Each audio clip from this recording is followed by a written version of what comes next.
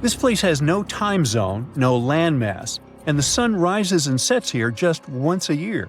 For over 400 years, since the era of King Henry VIII, thousands of explorers from all over the world were trying to reach this elusive spot, the North Pole.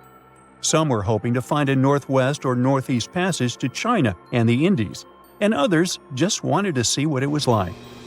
In 1773, the British Royal Navy organized the first scientific expedition to the North Pole. Constantine Phipps volunteered to lead the mission. It was difficult for the two ships to move through thick ice, and they had to be towed using smaller boats.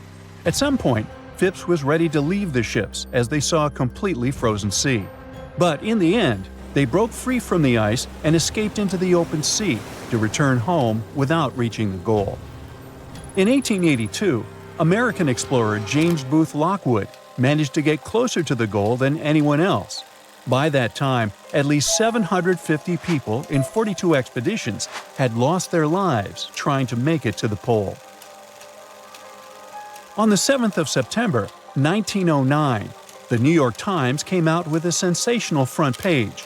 Peary discovers the North Pole after 8 trials in 23 years. Robert E. Peary, an American explorer, claimed to have reached the North Pole in April of the same year. But communication back then was slower than now, so the message had only reached New York by September. A week before the famous headline, the New York Herald had published its own front-page sensation. The North Pole is discovered by Dr. Frederick A. Cook. Cook, another American explorer, had vanished into the Arctic for over a year and had everyone convinced he reached the pole in April 1908, a whole year before Peary. It was tricky to provide evidence any of them had actually reached the goal back then. Their goal was constantly moving on sea ice, unlike the South Pole on steady land, so they couldn't just leave a flag or some other proof there. A travel diary full of details of the journey, including daily distances, the position of the stars, and the like, would probably do as evidence. But neither Cook nor Peary were able to provide any of this backup information. So each of them started a campaign to prove they were honest and trustworthy. Peary was mentioned as the North Pole discoverer until 1988. That's when the National Geographic Society revisited the evidence and found that his records really didn't prove his claim. Cook's claim was neither proven nor disproven. Australian-born British explorer Sir Hubert Wilkins went on his first expedition to the North Pole in 1913. That's when he got the idea to reach the goal by submarine. In 1931, he borrowed a special submarine named O-12 from the U.S. Navy. The future mission had 2 goals: to do scientific experiments while floating on ice and moving underwater, and to reach the North Pole by traveling beneath the ice. They planned to study the weather, take temperature measurements, and collect water samples from both the surface and the sea floor. The submarine Sir Hubert used was brought to a shipyard in New Jersey to be modified. They added the latest scientific equipment and changed the outside so the submarine could travel under the ice. On March 16th, the submarine left the shipyard to start its journey to the Brooklyn Navy Yard in New York. But even before leaving the Delaware River, they faced delays. A snowstorm forced them to stop at the Philadelphia Navy Yard, and they had to stop again to get more fuel. When the submarine was entering New York Harbor, a crew member who was just 27 years old fell overboard and drowned. The submarine was officially renamed Nautilus, and the grandson of Jules Verne, the author of 20,000 Leagues Under the Sea, which inspired the new name, was there to see it. Before starting their journey, the crew tested the Nautilus in different spots off the New England coast. They faced criticism and were already 2 months behind schedule, so they decided to head straight to England. During their trip across the Atlantic, they sailed into severe storms. On the 13th of June, the starboard engine broke down. Then, the port engine failed because it was overused. While crossing the Atlantic, Sir Hubert Wilkins kept radioing the submarine's position back to the United States. After both engines failed, they sent out an SOS. On June 15th, the USS Wyoming, a huge ship on a training cruise with naval students, reached the Nautilus. The Wyoming towed the broken submarine to Queenstown, Ireland, and then it was taken to Davenport, England for repairs. They had to wait for spare parts from the United States, which caused more delays. Once the Nautilus was fixed, they headed to Bergen, Norway, to meet the submarine science officers and get more equipment. One of the most important additions in Bergen was a diving chamber, which allowed them to lower scientific tools into the water through a special hatch. On August 5th, the Nautilus finally left Bergen and headed north to find ice floes. They had lots of delays because of mechanical problems and storms. One storm even made the submarine tilt at crazy angles. Finally, on August 19th, they saw the first ice floe. For a few days, they followed the ice's edge, looking for a good spot to dive. 3 days later, they tried to dive under the ice, but discovered that the submarine's diving rudders were missing. One diver went overboard to check and saw that someone must have broken off the rudders on purpose. This made Wilkins think that someone on the crew had sabotaged the submarine because they didn't trust the mission. Even without the rudders, Wilkins still wanted to do some of his scientific experiments. On the last day of August, they found a way to force the Nautilus under a 3-foot-thick ice floe. They had to fill the ballast tanks and adjust the trim. They managed to make more dives under this ice this way before the journey ended. After a few more days of trying to do research, Wilkins decided it was too dangerous to stay at sea. The Nautilus arrived at Svalbard, the Norwegian archipelago between mainland Norway and the North Pole, on September 8th, after going through the worst storm of the trip. They planned to go to a port in England, but another storm caused a lot of damage and made the engines fail, so they had to stop in Bergen again.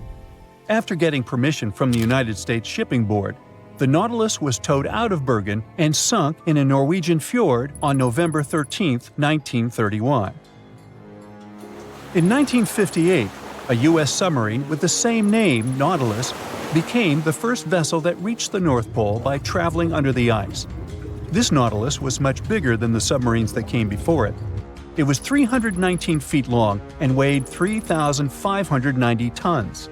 For comparison, the other Nautilus was 175 feet long.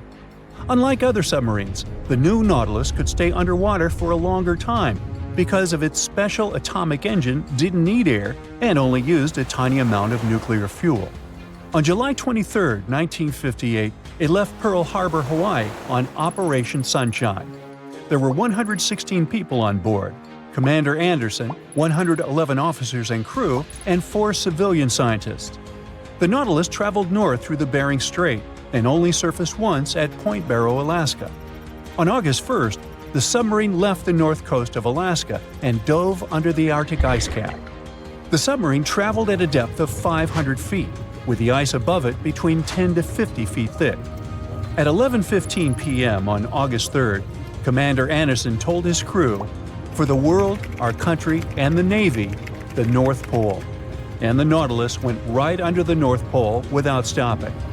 On August 5th, the submarine came up in the Greenland Sea, and then 2 days later, it finished its historic trip in Iceland.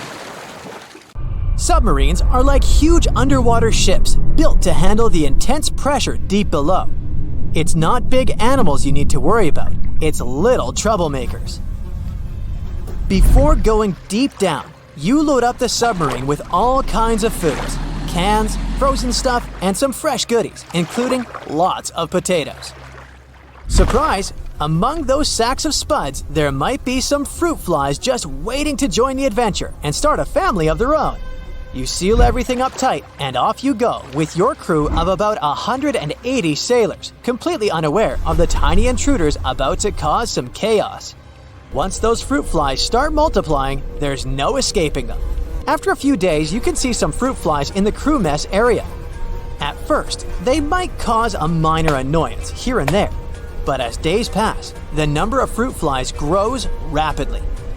Soon enough, there are many more of them all over the tables and TVs, creating a situation for you. Within a couple more days, the place is practically covered with a swarm of beige flies, making it impossible for you to enter the trash room without wearing a mask. Otherwise, you might choke on fruit flies. The chief culinary specialist tries to use a handheld vacuum, attempting to get rid of the flies. They're everywhere, and you spend the next couple of weeks eagerly waiting for all the fresh food to run out so you can finally clean out those storage rooms. Finally, You and your team devise a plan to dispose of the trash carefully and then clean the trash room. Now, you might wonder where the trash from submarines goes. These awesome underwater vessels can do two things with their trash. They either carry it around or toss it into the ocean. With over 100 people on board, you can imagine how much trash they produce. Candy, wrappers, empty sacks, plastic packaging, you name it. Anyway, we know that they have a trash room. The cool name is Trash Disposal Unit. It's like a long tube with a ball valve that opens up to the ocean. The crew collects their trash in these special metal canisters, and once they're full, they close the top. Then, with a splash, the canister gets released into the deep blue sea. It sinks all the way down. Daily life on a submarine is different. Take laundry, for example. It's not your ordinary wash and go routine. They've got a unique water supply system that adds a splash of excitement. The crew can't use salty water for washing machines, so they get some ocean water, purify, and desaltify it. Now it's good for washing, showering, and even kitchen tap duty. Each crew member gets their own personalized laundry bag, and they all take turns playing washing machine maestro. So, storing or disposing of trash is among the weird parts of daily submarine life. If you draw up a map, trace a line connecting the island of Bermuda, Puerto Rico, Miami, and back to Bermuda, what do you get? The infamous triangle, known for swallowing thousands of ships and aircraft over the centuries. But there's a new mystery to this already enigmatic place.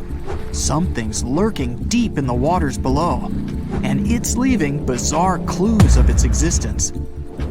Splash! Your submarine hits the water surface. You descend 100, 1,000, 2,000, 3,000 feet. It's getting darker. The sub's walls creak as the pressure grows. Over 1,400 psi. It's like the weight of a grand piano squeezing every square inch of your body from all sides. You've made it to your destination. All that's left is to spot the beast. Just in time. Among the black void, you see a bright green glow off in the distance. It's getting closer. As it approaches, it gets bigger. This is it! The creature that's been leaving strange circular markings on fish, dolphins, whales, and even other sharks. Behold, the cookie cutter shark! Don't let its size fool you. It may be no longer than a bowling pin, but this creature is a parasite. It attaches itself to other marine animals using its neatly arranged serrated teeth. With one bite, it fills its belly, detaches, and goes on about its day. Its mobile snack also swims away with its life. The only evidence of this rendezvous, a cookie-shaped mark on its body. Don't assume you're safe in your submarine. These bold little guys have been known to go after subs too. You decide not to risk the shark punching a hole in the only thing keeping you from being squished to a pulp by the surrounding water. You journey on to meet other bizarre creatures lurking in the Bermuda Triangle. At twice the depth, you'll find the dragonfish. Unlike other deep-water inhabitants, these things produce light in the infrared range. Blue and green is what other fish stick to. This gives the dragonfish a huge advantage. It provides itself with light that other marine dwellers just can't perceive. Things that want to eat the dragonfish can't detect this light, as well as the critters the dragonfish likes to feed on. A truly unique deep-sea dweller is the vampire squid. Neither vampire nor squid, or octopus, this thing is a unique species of its own. It has the largest eyes compared to body size of any animal on the entire planet. When the vampire squid feels threatened, it curls its arms up and around its body. Essentially, the thing turns itself inside out. Another animal to avoid down here is the terrifying bobbit worm. It buries itself in the seafloor, leaving a small part of its body out. It waits for dinner time with its pincer-like mouth parts open. What's on the menu?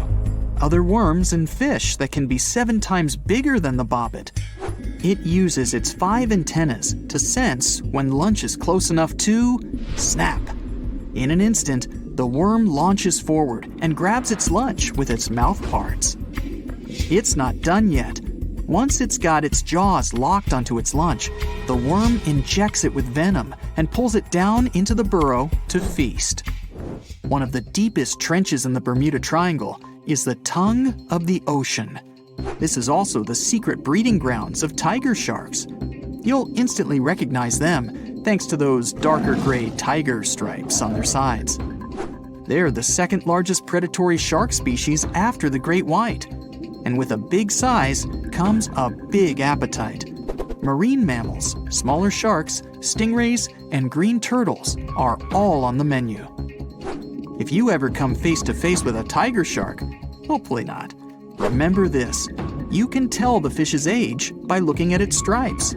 They fade over time, so the younger the shark, the more pronounced its stripes. There's plenty of zooplankton in the Bermuda Triangle. These are, usually, small organisms that are essential to the ocean's food chain. But get this, if nothing ate them and they were left to grow out of control, zooplankton would cover the entire world in layers and layers in just 4 months. Oh, and the largest type of zooplankton is the jellyfish. Jellyfish were around long before dinosaurs. You probably know your body is 60% water. A jellyfish is 95%. So if it gets washed onto the shore, after a few hours, most of its body just evaporates into the air. There's also a jellyfish that lives forever. The immortal jellyfish can revert itself back to its polyp stage and then grow again. Sounds like something from another planet, but it's no space jelly. Those do exist, by the way. Back in the 1990s, NASA raised jellyfish in space to see what zero gravity does to them. They were just fine living up there in the cosmos. When they came back down to Earth, though, they had trouble adjusting. The European eel hasn't been to space, but it is quite a globetrotter. It travels all the way from Europe to the Sargasso Sea, where the Bermuda Triangle is located. In the larval stage, it just drifts around the ocean for as long as 3 years sometimes. It's also the chameleon of the sea. Over the years, the European eel changes color, going from translucent to yellow to metallic silver. They're nocturnal and secretive, pretty much the ideal companion to have when you raid the fridge at midnight. A giant squid over half the length of a football field once washed up on a Florida beach.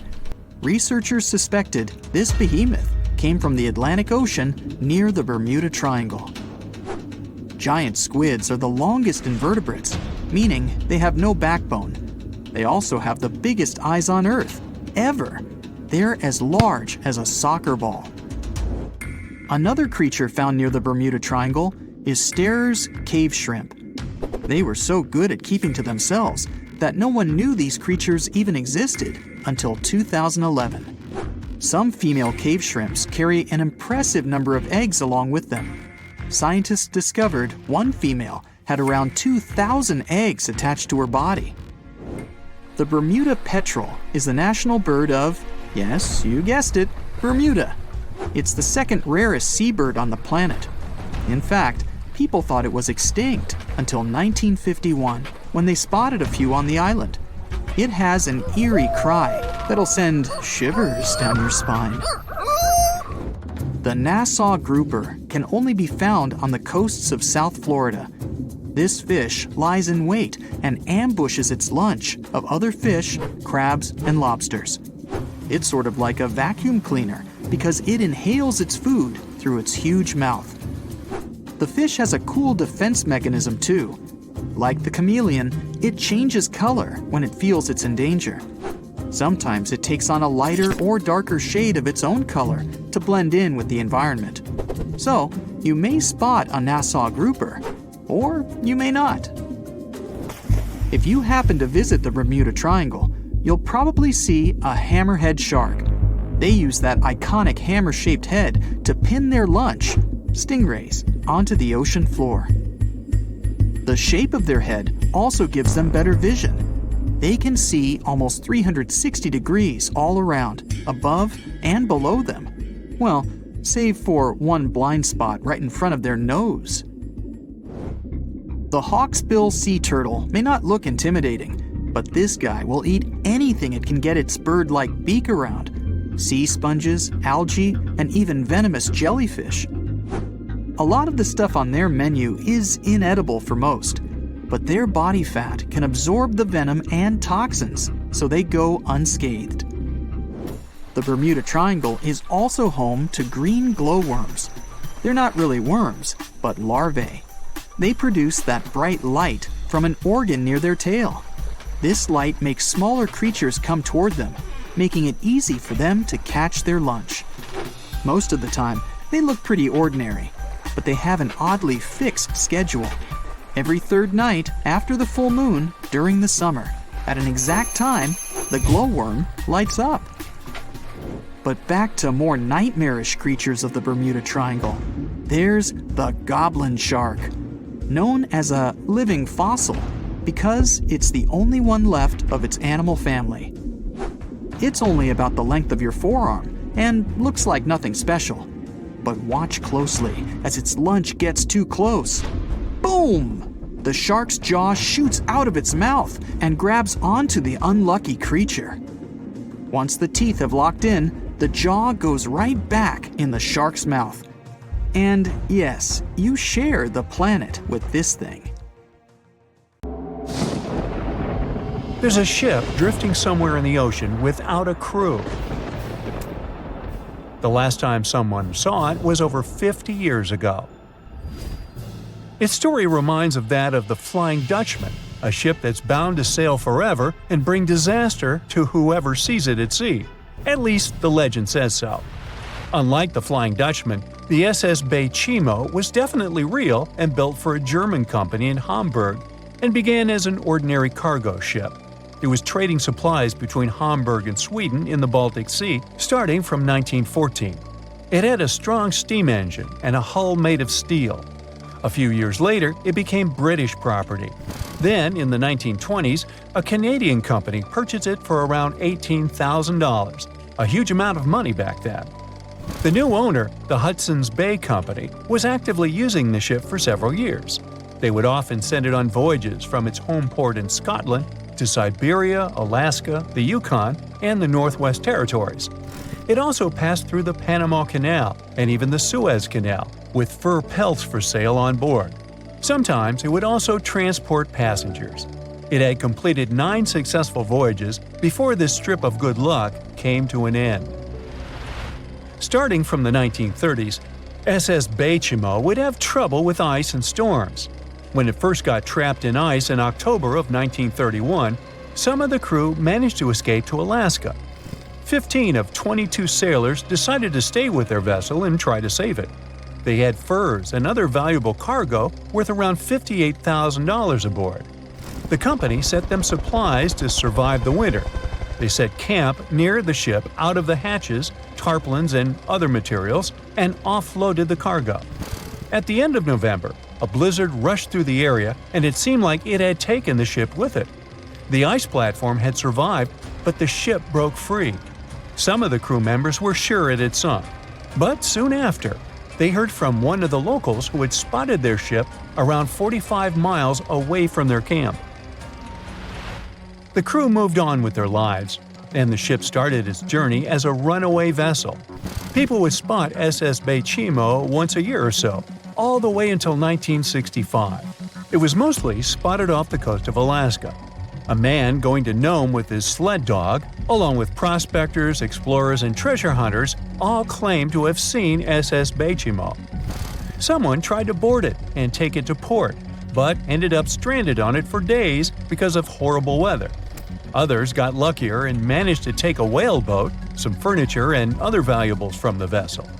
Those who got close to the ship saw that it was damaged and missing the propeller.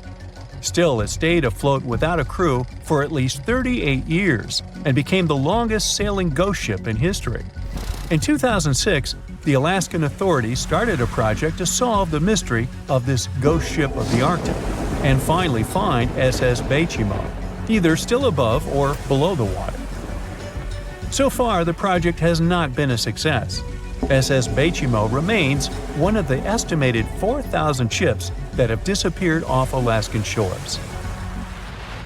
If the legend of the 17th century isn't lying, this ghost ship could be sailing somewhere along the Flying Dutchman. It belonged to the Dutch East India Company. Its captain managed to do the impossible for that time and sailed from Holland to Indonesia in only 3 months. They said he was flying over the sea, and some evil tongues explained that he had made a deal with evil forces to achieve that.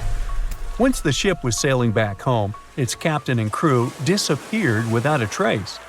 There are many versions of what happened to it. One of the first ones said it had tried to enter port at the Cape of Good Hope, got in a terrible storm, and sank as there was no captain to save it. Another legend says the captain had refused to obey the skies to let the ship sink during the storm. A scary life form then struck the boat and the crew, and it was condemned to forever wander without rest. Many sailors claim to have spotted the Wandering Dutchman. The Duke of York, who was to become King of England, mentioned having seen it in Australian waters. Right after spotting the ship, the man who saw it first fell from the top of the mast and didn't survive. There were more encounters with this legendary ship up to the middle of the 20th century. Ships would nearly collide with it as the Flying Dutchman jumped out of the blue. Scientists have a more logical explanation for this mystery: Fata Morgana, not to be confused with Hakuna Matata. Now, when you're out at sea on a hot day and the air is all wavy, it feels like when you look at the road on a scorching summer day. That's because of something called atmospheric refraction. When light passes through different layers of air with different temperatures and densities, it bends and twists. Sometimes, under certain conditions, this bending of light can create really bizarre optical illusions over the ocean, like sightings of the Flying Dutchman. The Fata Morgana phenomenon can make distant objects appear distorted, stretched, or even lifted above the horizon. So you can see a ship far away, but because of the way the light is bending, it will look like it's floating above the water or even disappearing and reappearing. A Fata Morgana is most commonly seen in polar regions, especially over large sheets of ice that have a uniform low temperature. But you can see it anywhere, even in deserts and over lakes on hot days. The first stories about ghost ships go all the way back to ancient Greek and Roman mythology. One of the most famous ghost ships in history is the Mary Celeste. This brigantine was traveling from New York City to Genoa and was fully stocked with provisions, but missing a crew when it was discovered in the Atlantic Ocean in 1872. The crew's personal belongings were also there, completely undisturbed. The final entry in their log was made 10 days earlier. We still don't know what happened to its crew, and the ship has inspired many spooky stories and legends. The Lady Lovibond was another legendary schooner that is believed to have been wrecked off the coast of Kent in the middle of the 18th century. The story tells that the ship's captain, Simon Reed, had just got married and took his bride on board for a celebratory cruise, despite the superstition that it could bring bad luck. They were on their way to Portugal when the first mate, who is also in love with the captain's new wife, went mad because of jealousy, attacked another crew member, and then took over the wheel and steered the ship straight into the dreaded Goodwin Sands.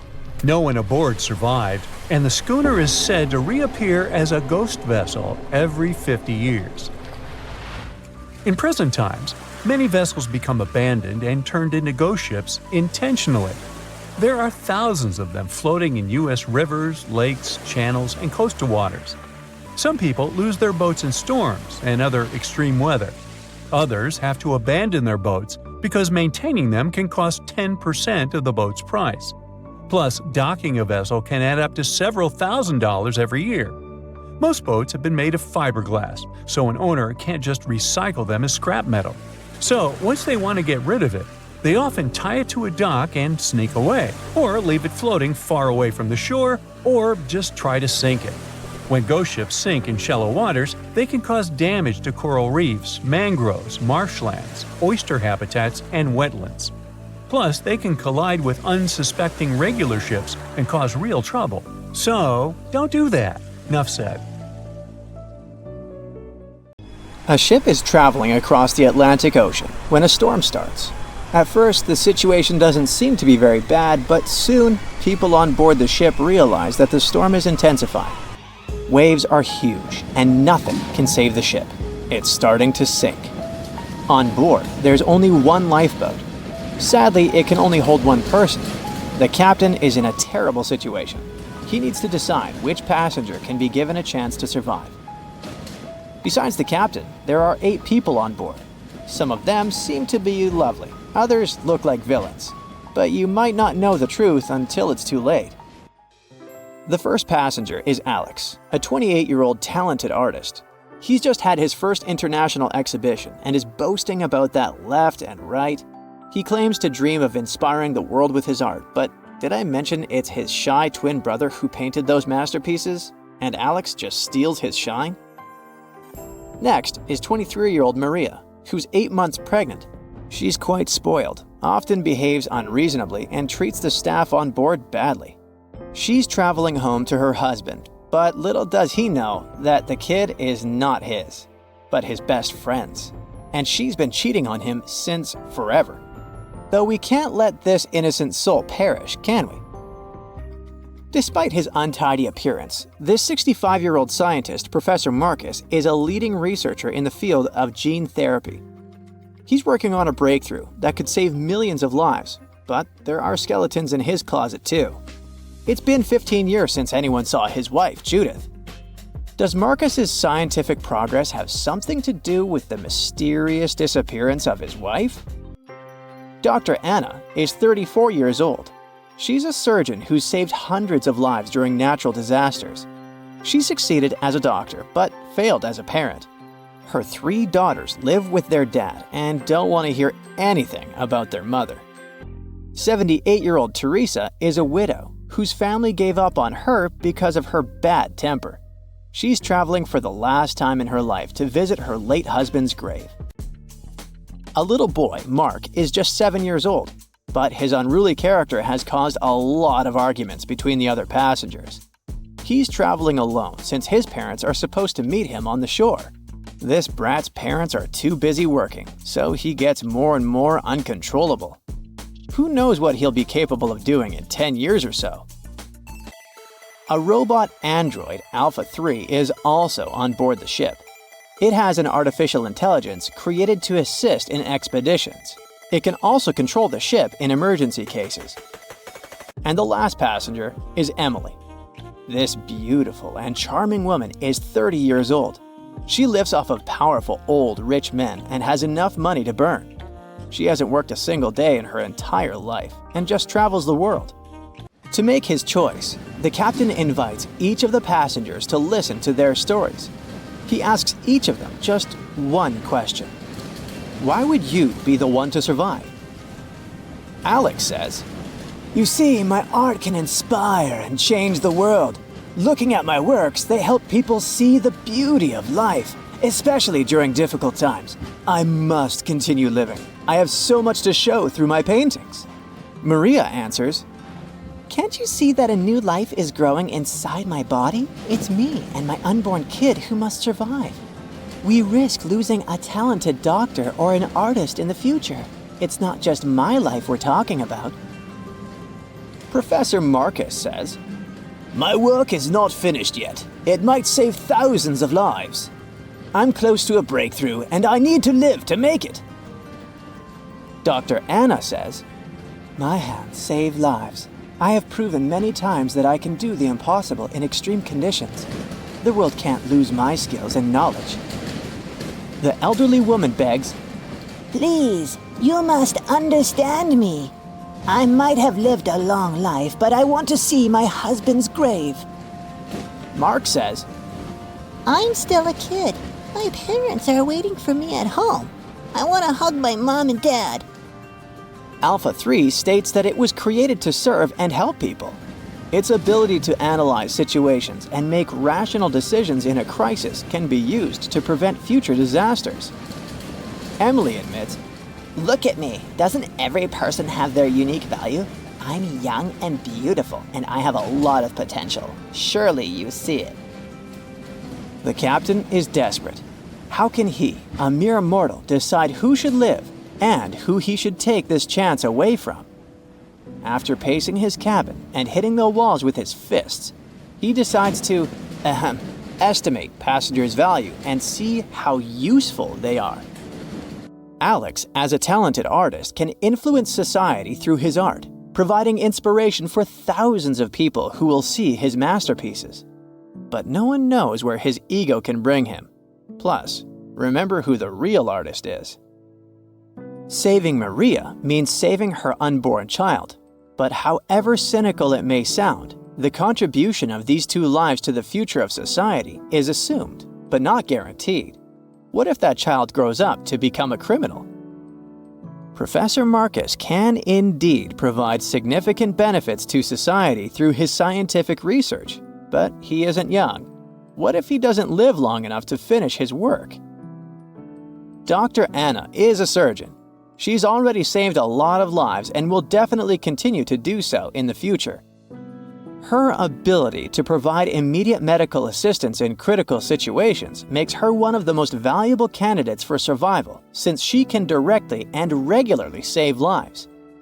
At the same time, she is a terrible mother, and it'll definitely influence the lives of her daughters. Teresa is living history and experience, but unfortunately, her ability to continue contributing to society is limited. In simple words, she's old, and we don't know how much time she has left. Mark is in a similar situation. He has the potential for a long and productive life, but his immediate contribution to society is limited. His survival is based on the potential for future contribution, which is difficult to estimate at the moment. Alpha 3 can provide valuable technical assistance and functional support, but as a robot, it does not add to human well-being directly. As for Emily, despite her beauty, her achievements are minimal. On the other hand, she's only dating wealthy and influential people, and thus has a lot of influence on society of her own. Now, from the perspective of how much profit each of the passengers can bring, saving Dr. Anna seems to be one of the most logical choices.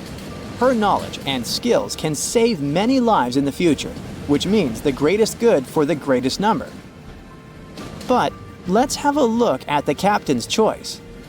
In the end, after listening to all the passengers and pressed for time, the man decides to save Emily. Can you figure out why he's made such an unexpected choice? Write your answer in the comments below. You can also pause the video to think it over. Okay, I suppose you're ready for the answer to be revealed. You see, even though each passenger presented very compelling arguments for why they should be saved, the captain was particularly moved by Emily's charm and attractiveness. And even though there were more logical candidates in terms of utilitarianism and humanism, the captain succumbed to his personal feelings and preferences, which influenced his decision. This riddle illustrates that in real life, people often make choices based on their sympathies and preferences rather than logic or public benefit. This is because emotions and personal relationships can have a strong influence on our perception of situations and decision-making. Here's a real-life example. HR managers tend to choose candidates they like or share common interests with, and it doesn't matter that other candidates might have more suitable skills or experience. This phenomenon is known as the similarity effect. Now, I've got an important question for you. Which passenger would you save? Share your choice in the comments. But I'd like to remind you that there is no correct answer. They say nothing is ever lost, and it's true. Let's discover ships frozen in time. The first one is truly fascinating. Here, the Antikythera shipwreck. It's a Greek trading ship from the 1st century BCE. It's located on the east side of the Greek island of Antikythera and at the merging point of the Aegean and Mediterranean seas. Around 2,000 years later, in 1900, a group of Greek sponge divers discovered the wreck. They were going to Tunisia, yet they were forced to find shelter from a storm on a nearby island. Since they couldn't go anywhere due to the storm, they decided to look for sponges until the weather got calmer.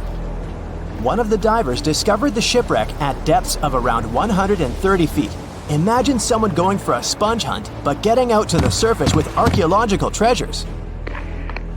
The captain of the sponge boat talked to the Greek officials about what they had found. The officials sent 2 ships to the wreckage. The salvage operation was successful, and discoveries are now in Greece's National Archaeological Museum in Athens.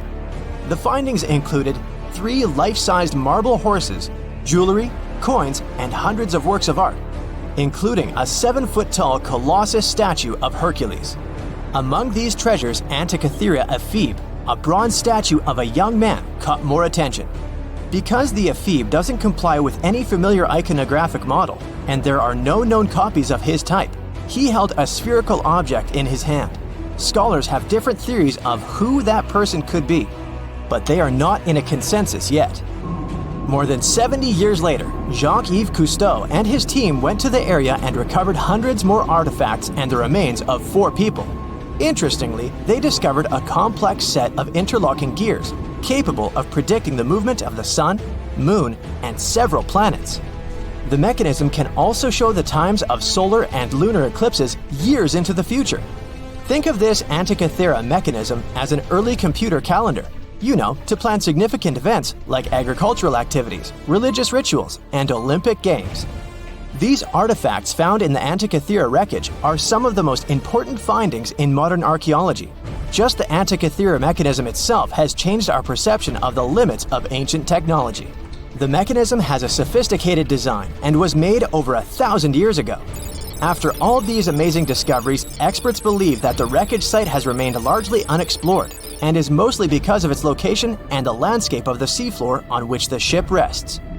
The wreck is too deep for scuba divers but too shallow to use something like a submersible. A survey made on the seafloor in 2012 showed evidence of a second wreck about 800 feet to the south. It's clear that this area has a lot to offer humanity. What would happen if those sponge hunters didn't go to the area? Scientists found a shipwreck in Antarctica at the bottom of the Weddell Sea, 107 years after it sank. The name of the ship was Endurance, and it was the lost vessel of Antarctic explorer Sir Ernest Shackleton. Scientists who laid eyes on it decades later say it is among the greatest undiscovered shipwrecks ever. That is why they filmed the whole discovery. The video shows the remains of the Endurance and proves it is still in remarkable condition. It has been sitting in 10,000 feet of water for over a century, yet it looks like it sank very recently. So the story goes like this. The ship was crushed by ice and sank in 1915. Shackleton and his crewmates had to escape by themselves in small lifeboats. From then on, it was all about survival. Shackleton imagined to get his crew to safety. Then, the ship sank. Yes, this is a pretty impressive story. But why did scientists prize this ship? Firstly, Shackleton's Imperial Trans-Antarctic Expedition sailed to make the first land crossing of Antarctica. Yes, the crew was trapped in ice, but the intention was important. Secondly, it's about the challenge itself of finding the shipwreck. The Weddell Sea is almost always covered in thick sea ice. The same ice that made the Endurance sink. Getting near the presumed sinking location is super hard, let alone being able to conduct research. Experts of the modern expedition team foresaw the time when the lowest extent of Antarctic sea ice would come using satellite images. They realized that the weather was in their favor to start an expedition. Dr. John Shears said that they have successfully completed the world's most difficult shipwreck search, fighting against constantly shifting sea ice, blizzards, and temperatures decreasing to -0.4 degrees Fahrenheit. Yeesh, I can't imagine the worst conditions in Antarctica if these conditions are in their favor. Lastly, look at this. It's timbers. They're very much intact.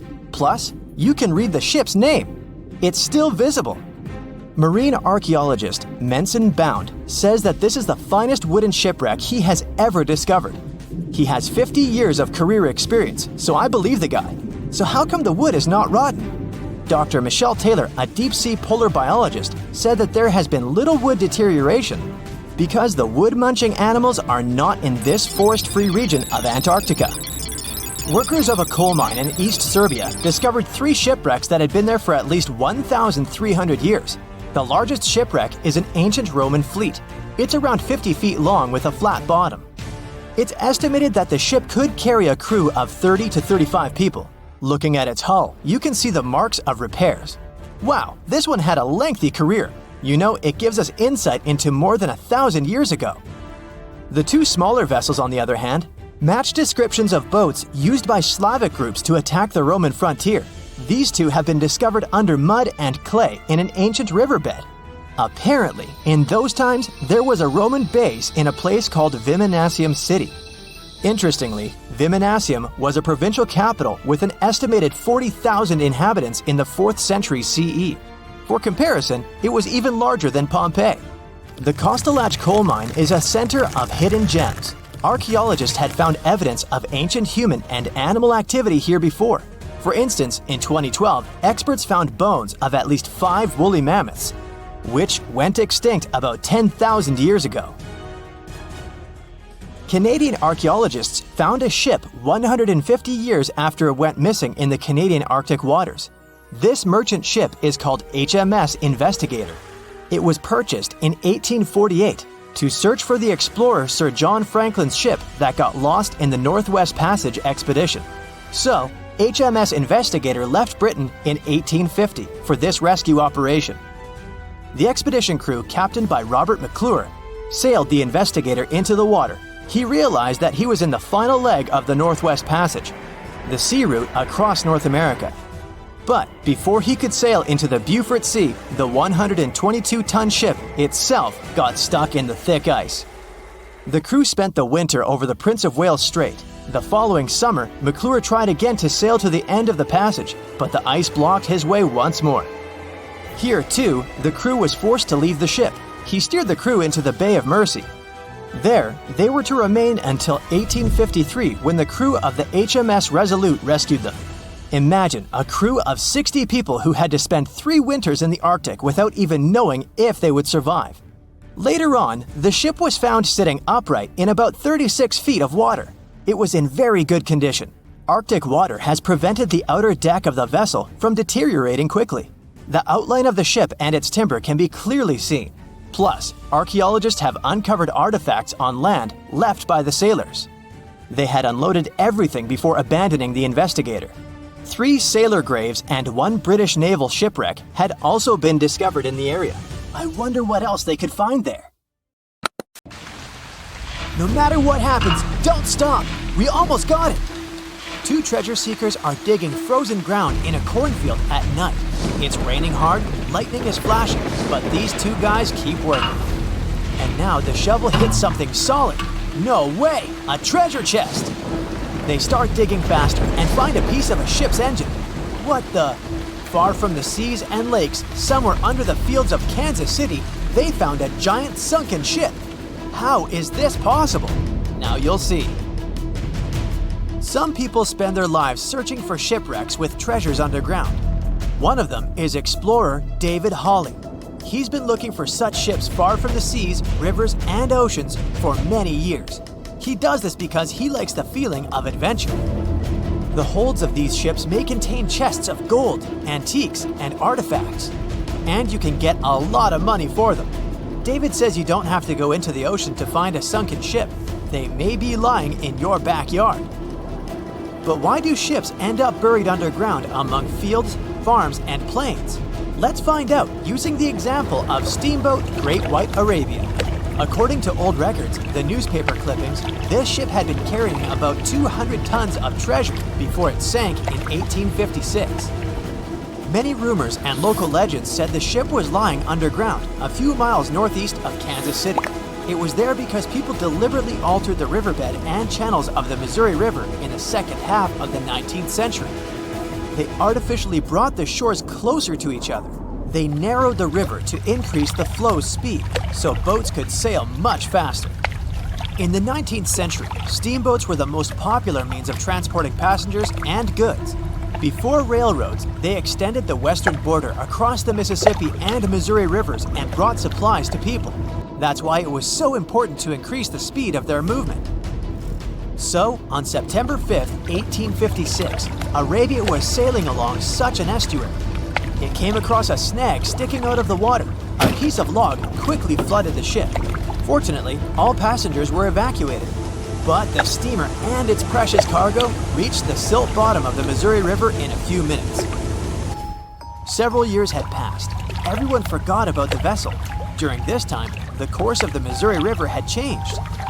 But Arabia remained under the wet, muddy bottom. The soil level above it was getting higher, and the ground was losing moisture. Eventually, many decades later, a cornfield formed above the sunken ship. In the 1980s, one farmer owned this area, and he had no idea what was hidden in his territory. David Hawley carefully studied the history of the sunken ships of the USA. He knew that hundreds of steamers had gone underwater all over Missouri, but most of all, he was interested in Arabia, as there were rumors that it was filled with gold and other valuable things. The territory of cornfields in Kansas was vast, but David Hawley knew how to search properly. In 1987, he started working. First, together with his brother and father, they collected all the clippings from old newspapers they could find. They were looking not only for information about the steamer, but also for maps of the Missouri River. They tracked its historical changes, checked the dates, and identified a large area where the steamer sank. Next, they used electromagnetic testing and other geological stuff to study the soil and find the right place. They searched for differences in ground moisture and density. Then, they went through the territory with powerful metal detectors. And so, by the fall of 1988, they had determined the location of the steamer.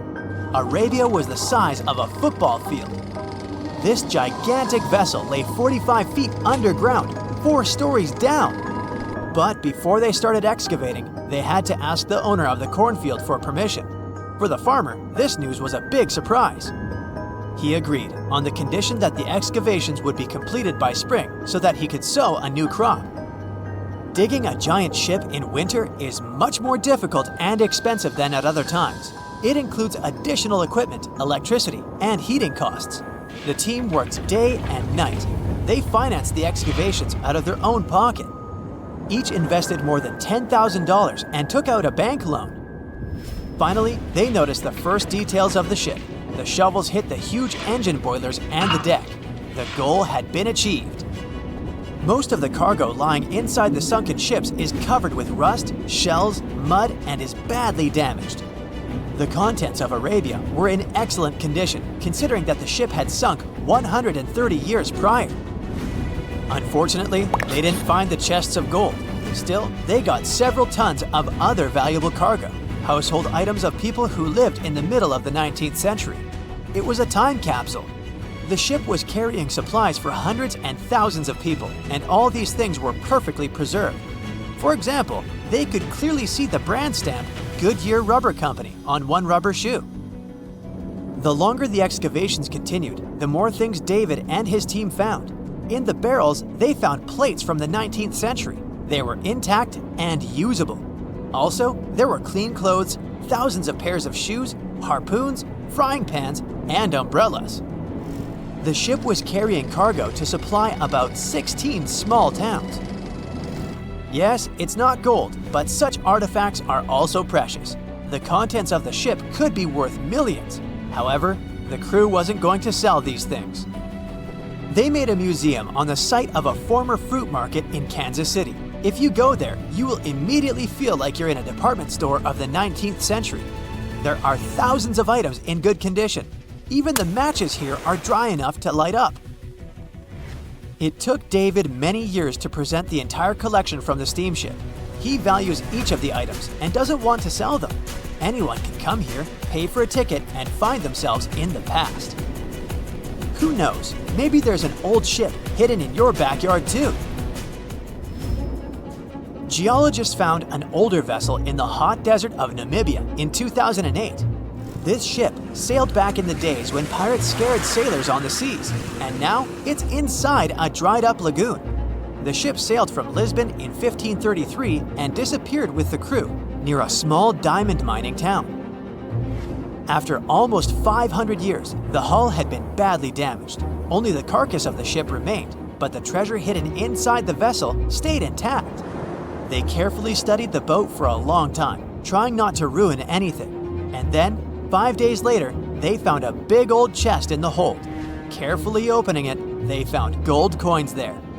Thus, the cost of the ship was estimated at about $10 million. The exact cause of the shipwreck is unknown, but experts believe the ship was destroyed by heavy cargo and bad weather. It went to the bottom of a lagoon that later became a desert.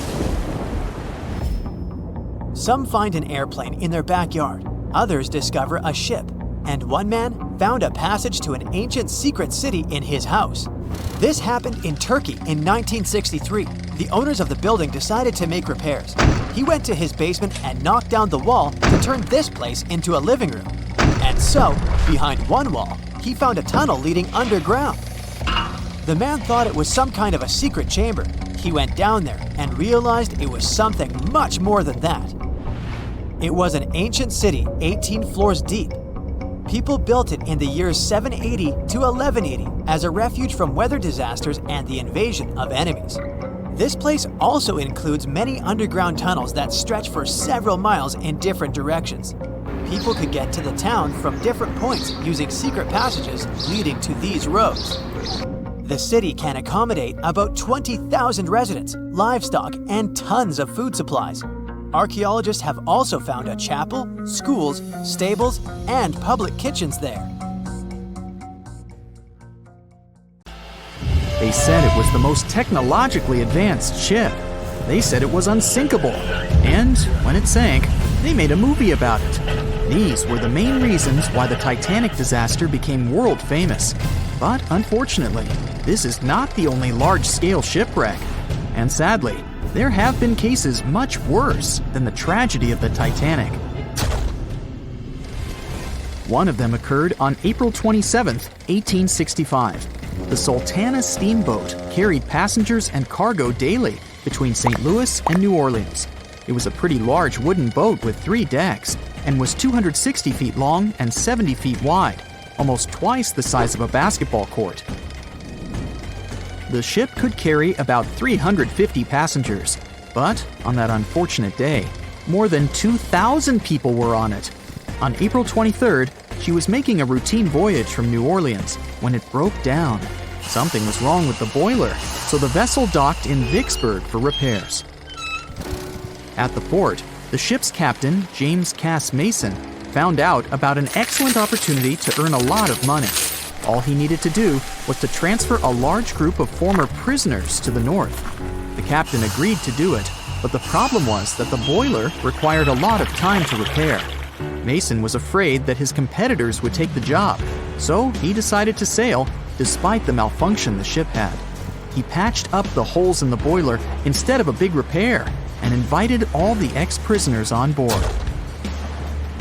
So, there was a broken boiler, an excess number of passengers, a lack of lifeboats, and not the best river conditions. Also, the captain refused to send the ex-prisoners to the hold, so they were all with ordinary passengers. There were strong chances for a shipwreck, but the greedy desire to earn more money was stronger. The Sultana went on a voyage and sailed up the river for 2 days. At this time, one of the biggest Mississippi floods in history began. The river overflowed its shores because of the flood, with the water level rising several feet. All the trees on the shore disappeared, and only the tops were sticking out of the water. The ship sailed opposite this powerful current, making the boiler work too hard. On the evening of April 26th, the Sultana arrived in Memphis, Tennessee, and they loaded even more, 120 tons of sugar and 200 passengers. She got incredibly heavy. Around midnight, the ship continued its dangerous journey. The captain sailed to barges to load a shipment of coal. At 1 a.m., the vessel left the barge. At 2 a.m., the broken boiler, unable to withstand the load, suddenly exploded. The Sultana was just 7 miles north of Memphis. Few people survived that day. The problem was that passengers trying to escape from the fire jumped into a cold river with a strong current. The Sultana disaster is considered the most tragic shipwreck in the history of the United States. The exact number of those who didn't survive is still unknown. According to various sources, this number was from 961 to 1,800 people. Don't be surprised that almost no one knows this story. There were many more survivors in the Titanic tragedy, and everybody heard about it. But the Sultana sank during one high-profile event. 12 days before the shipwreck, the country lost Abraham Lincoln. People hadn't yet recovered from this news, so no one paid much attention to the tragedy of the Sultana. Many catastrophes happened quite recently by historical standards. One of them occurred in 2002. The ferry La Joola was a Senegalese vessel.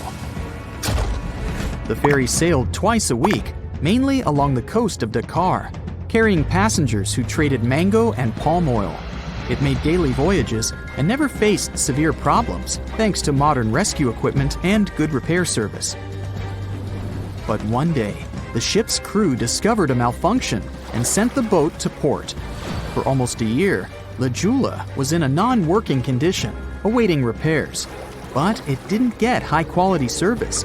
After poor maintenance, the ferry set off on its last voyage. On September 26, 2002, La Joola sailed between southern Senegal and Dakar, and at 11 p.m. headed toward Gambia, where a strong storm began. The wind raised high waves, but this wasn't critical for the large passenger ship unless the number of people on board didn't exceed the established norm. La Joola was supposed to carry about 500 passengers, but had many more people that day. Too many passengers, poor repairs, and a strong storm caused severe problems for the ship. But the main factor in the shipwreck was that La Joola was only built for sailing in coastal waters, but that day, it sailed far from the shore. Big waves started rocking the boat, and at some point, it just turned upside down. The ship's deck went underwater, and its lower part stuck above the surface like an iceberg. All the passengers sitting in cabins fell on the ceiling and lost their orientation in space. There were no holes or damage in the ship's hull, and water flooded the lower decks for a long time. The vessel stood in a twisted position for several hours. Then, the boat began to sink when the water seeped through the deck and hold. The ocean was warm, but no one came to save the passengers. People had to wait almost 4 days to be rescued. Unfortunately, only a few managed to survive. The Philippines is a very dangerous area for ships. This place consists of several thousand islands and a vast area with shallow water. Ships can run aground and damage the hull with reefs and pitfalls. On September 20th, 1987, one of the most terrible disasters in navigation history occurred there. A Philippine passenger ferry called Dona Paz left one of the islands and sailed toward Manila. The sun was shining, the ocean was calm, and the visibility was good. But for some reason, the crew members didn't notice how the tanker Vector was approaching them.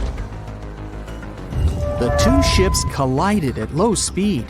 The collision wasn't strong, but the problem was that the Vector had tons of oil on board, and the Dona Paz crashed into the cargo hold where that oil was stored. So it spilled all over the ocean, and then a spark slipped through. Not only did the two ships catch fire, but also filled with water. Both ships sank in a matter of seconds. Only a few dozen people survived that disaster. On September 27, 1854, the passenger ship Arctic sailed from Liverpool to New York. The fog came rolling down, and visibility got really bad. Another boat appeared out of the thick white haze, the French steamer Vesta. The ships were close enough to each other that a collision was inevitable. The French vessel was smaller, so it seemed to the Arctic's captain that Vesta had received a lot of damage. And while he was staring at the other ship, his boat got quickly filled with water. The captain gave the order to sail to the shore as fast as possible, but the ship's engines stopped working because of the flood. Then the ship's crew started to lower lifeboats with women and kids. Still, when rescuers found lifeboats with people, it turned out that only 87 out of 400 people survived, 65 crew members and 22 passengers. Surprisingly, there were only grown men among them. The ship's captain survived by clinging to the wreckage.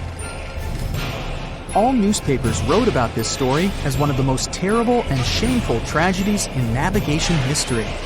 Survivors were criticized because they didn't save women and kids, and the crew members were accused of violating the law, since the safety of passengers should be higher than the safety of sailors. But despite this, none of them were brought to responsibility. Unfortunately, shipwrecks still occur to this day, but fortunately, there are fewer of them than before, thanks to modern navigation systems and radar.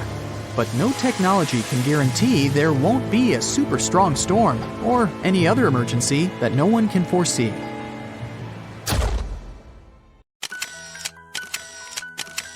At the beginning of the 20th century, somewhere off the coast of West Africa, a German steamship was leaving the port. Suddenly, the weather got worse, and the vessel entered a thick fog. The sailors ran aground on a sandbank close to the shore. Luckily, no one was hurt, and they were even able to save their precious cargo. But the ship was stuck in the sand for good.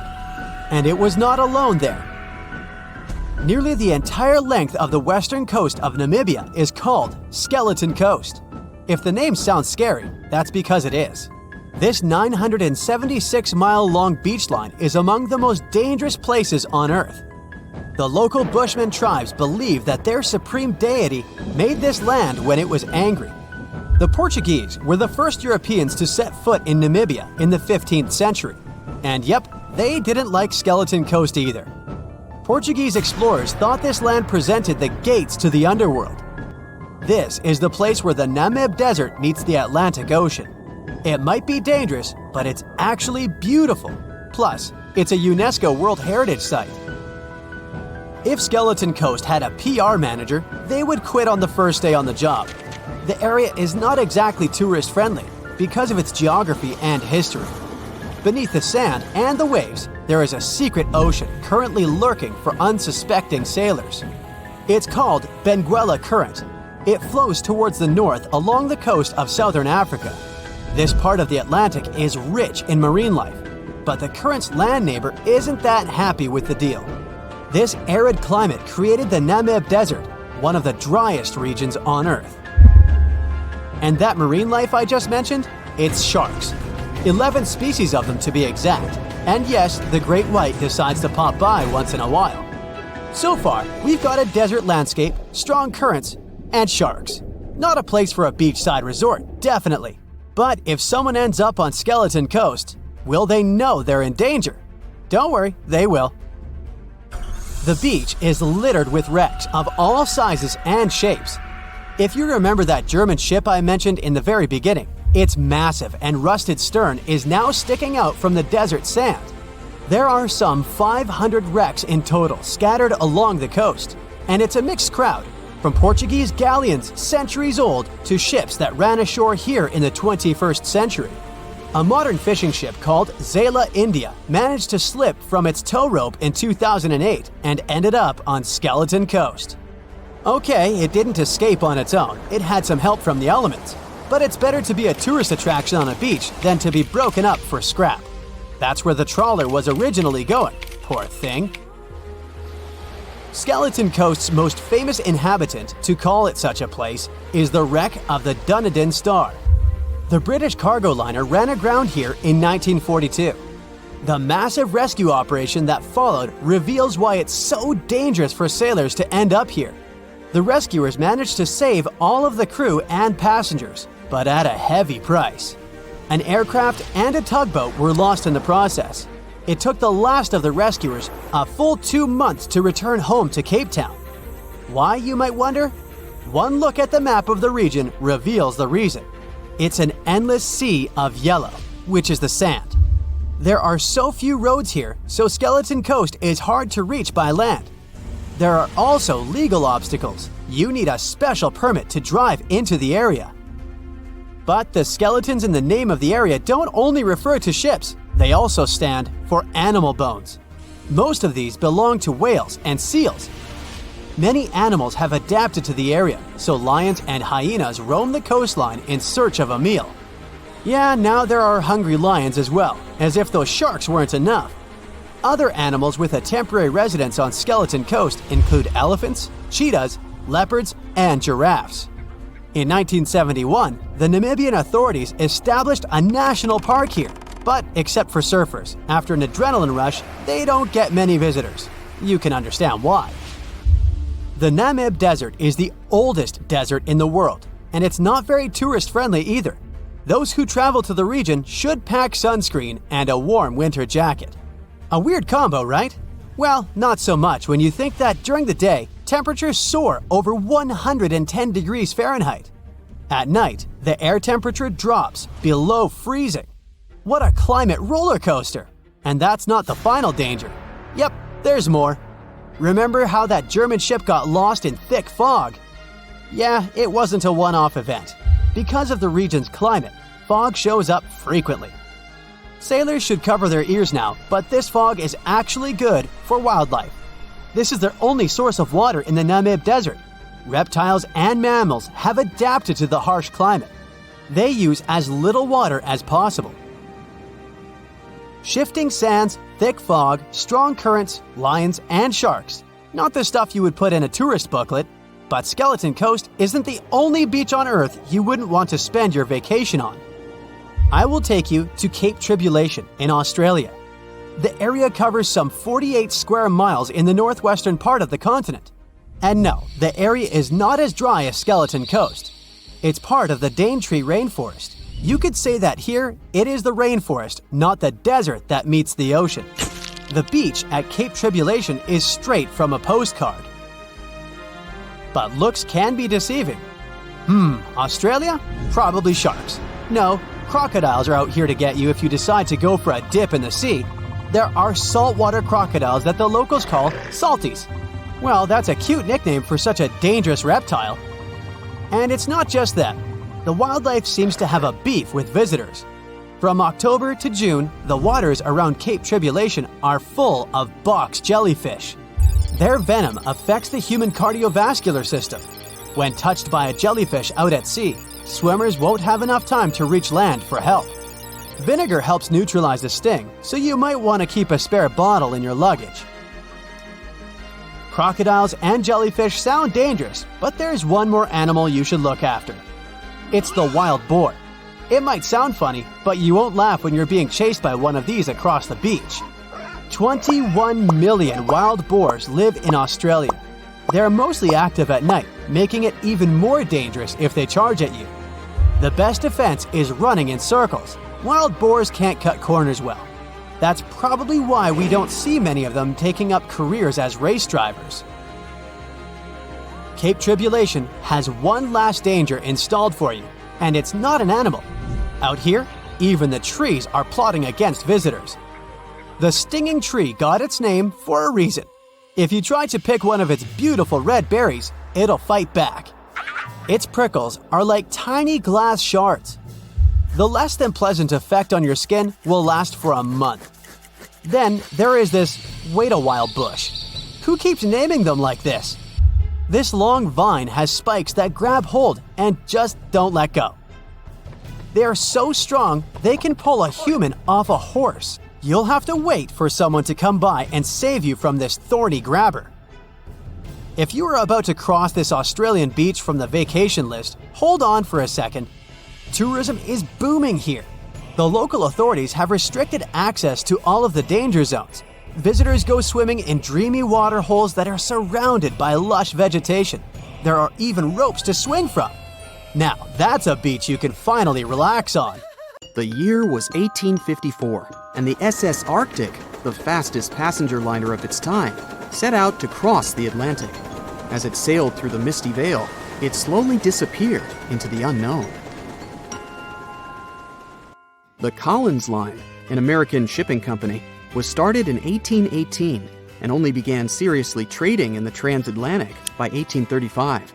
Its steamships crossed the Atlantic from Liverpool to New York within just 10 days. Doesn't sound like a great speed today, I know, but back then, the same thing took other ships several weeks. Light on the water with their wooden hulls, powering through with a strong steam engine, those steamships were the favorite choice for many high-profile people. What could go wrong with such an advanced ship, they thought. This reminds me of some other ship everyone believed to be unsinkable. But anyway, back to the Collins Line. It grew to be a serious contender on transatlantic routes, with only one other competitor, the Cunard's Line. It was a British company also aiming to be the main force through the Arctic Passage. In 1835, the company received a new ship that traveled to Liverpool and came back to New York with the largest cargo ever at that time. From then, the Collins Line was steadily growing. It seemed like there would only be future successes for it. Unfortunately, their lavish ships became costly to run with the amount of coal used. Massive power along with weak wooden hulls meant they needed many repairs after each voyage. So, every trip ended up being expensive. But since the ships were safe and had a great reputation, people were willing to pay the price, and the company was definitely not in crisis. They had achieved something no one had managed to do before them. Like I told you, their ships crossed the Atlantic in a whopping 10 days, and Edward Collins, the owner, was very determined to maintain the pace. Their 5 ships easily outran the Cunard's Line of only 3. With this great praise, it provided more attention. Though the Cunard's ships were slower with their iron hulls, they believed there was still profit, regardless of how slowly they sailed. Among Collins' ships, the Arctic, the third of them to be launched, was the largest, reaching 284 feet long, with 2 side-lever steam engines, each with 1,000 horsepower. The paddle wheels made 16 revolutions a minute when at full speed. At the time of its launch, the press called it the most stupendous vessel ever constructed in the United States. But glamour and fame couldn't avoid what would come next. On the 27th of September, the Arctic was on its journey from Liverpool to New York, continuing a speed pace through the thick fog. It's possible that by that moment, after 4 years of record-breaking trips, the crew became overconfident with their sailing and the ship. Going only 50 miles from Newfoundland, they carelessly continued through the fog with no radio contact, sonar, or any other form of identifying objects, equipped only with Morse code. A smaller ship, the SS Vesta, which operated as a fishing vessel, often worked around Newfoundland. It was passing through the same path as the Arctic and crashed into its side. Shocked by the collision, the captain of the Arctic offered help to the much smaller Vesta, but it was soon clear that the damage that seemed minor on the Arctic was far worse. Beneath the waterline, a hole was letting water into the hull. The cost of the much faster wooden hull now seemed less valuable. They steered toward land, trying to plug the holes, but they weren't doing so well, and the seawater continued to pour in, filling up higher and pushing the ship down. And finally, once the engine room was full, it put out the boilers, taking away the massive power the Arctic was once legendary for. They moved slowly until coming to a complete stop. The ship continued to sink, and the order was to abandon it. At the time, maritime law allowed for the Arctic to carry only 6 lifeboats, only capable of saving 180 people. The crew and some of the passengers managed to push their way aboard and took most of the seats on those boats. Things were pretty wild, and everyone forgot about their manners, not letting the ladies and the youngest ones board first. It took 4 hours for the Arctic to sink. 150 crew and 250 passengers were on board. Those that weren't able to find a lifeboat made a desperate attempt to build their own rafts from parts of the ship. 2 days later, only 3 boats made it safely to the shore. The other 3 were never found. Believe it or not, the rescue party also saved some people that had been clinging to the wreckage for 2 days. Unlike the crew, the captain went down with the Arctic, but amazingly survived. He would be only one of 85 people that made it, out of the 400 on board. When the news arrived 2 weeks later, the public responded with great sadness to the losses. Great anger soon followed towards the poor safety measures in the crew. The press published demands to change the laws for more lifeboats. It only made sense to have enough for every person on board a ship. But they ignored those requests. This neglect would lead to more disasters in the future. Enough lifeboats would only come into maritime law some 60 years later, after the disaster of the Titanic. Edward Collins' wife and 2 children were also aboard the ship and didn't return. He was heartbroken, but didn't stop running his business. The Collins line still had a reputation to uphold, the biggest, fastest, and most luxurious on the Atlantic. Edward Collins would now build an even better ship than any other. It was named the Adriatic, and it was the largest ship in the world, 354 feet long. With 2 alternating steam engines that had never been built of this size. These steam engines at the time were at the height of engineering, though today you can only see them in models and toys. With the new addition of 2 masts, the Adriatic would also be able to sail if needed. Luckily, they made some lessons from the disaster of the Arctic. But before their new ship, the Adriatic, was built, another disaster had occurred. The sister ship of the Arctic had also sunk. They believed this second ship was desperate to stay in front of the Cunard's line and hit an iceberg somewhere during the race. This weird contest took the lives of 141 people. The desperation of Collins and his weakly built hulls pushed the company towards bankruptcy in 1858. The newly built Adriatic, costing over $1 million, had only made 1 voyage in the end. And even that voyage was considered a disaster. The ship collided with a tugboat. It still managed to finish its maiden voyage at a suitable time. After the company had gone bankrupt, they had to sell the ship for only $50,000. They removed the great giant engines, replacing them with only sails. Although it was once the greatest ship on the high seas, it was only 30 years later until it was abandoned, labeled irreparable, and anchored in a river. The other remaining ships were also sold and only used for parts. Edward Collins left the industry altogether, seeking work on dry land instead. As the Collins line was no longer in the mix, the Cunards would grow in strength. Without competition, they would win the Blue Ribbon for the next 30 years, and 180 years later, after producing hundreds of ships. They still have a constant presence on the seas as they provide transatlantic crossings, world voyages, and leisure cruises. To this day, the Cunard line is the only one to run ships between Europe and America, and it's great proof that it's not always the fastest that's the best.